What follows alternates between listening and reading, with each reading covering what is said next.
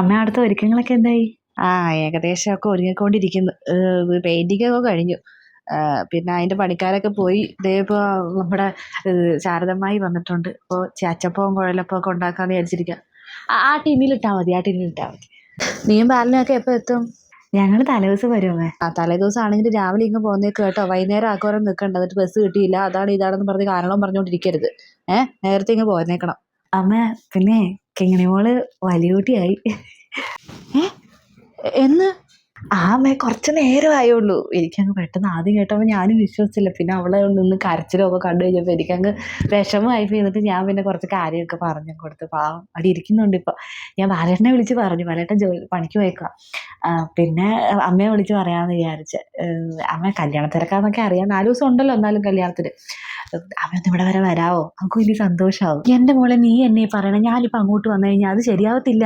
ഇവിടെ കല്യാണ തിരക്കല്ലേ. ഇവിടെ ആൾക്കാരും ഒക്കെ വന്ന് പലഹാരം ഉണ്ടാക്കുന്നു. അതിൻ്റെ തിരക്കിൻ്റെ ഇടയ്ക്ക് ഞാൻ അങ്ങോട്ട് വന്നാൽ അത് ശരിയാവത്തില്ല. നീ അത് മനസ്സിലാക്കിയേ.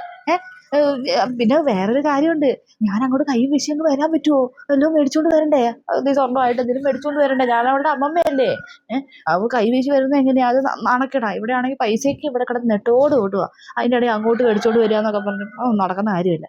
പിന്നെ പ്രായപൂർത്തിയായതല്ലേ, പെങ്കൊച്ചുങ്ങളാവുമ്പോൾ അതൊക്കെ ആവും. ഒരു പ്രായമൊക്കെ ആവുമ്പോൾ അങ്ങനെ ആവും. അതിപ്പോൾ അത്ര വലിയ കാര്യമാക്കാനൊന്നും ഇല്ല.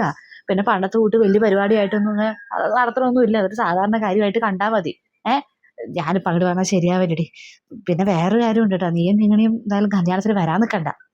അമ്മ എന്തേ പറയുന്നത്? ഞാൻ എൻ്റെ അനിയൻ്റെ കല്യാണത്തിന് ഇപ്പോൾ വരണ്ടേ? നീ എന്നാടി ഒരു ബോധമില്ലാണ്ട് വർത്താനം പറയുന്നേ? എടി, ആ കൊച്ചിന് ആദ്യമായിട്ട് പ്രായപൂർത്തിയായതാ. വലിയ കുട്ടിയായിട്ടിരിക്കുമ്പോൾ ഒരു 7 ദിവസം പുറത്തിറങ്ങാൻ പാടില്ല.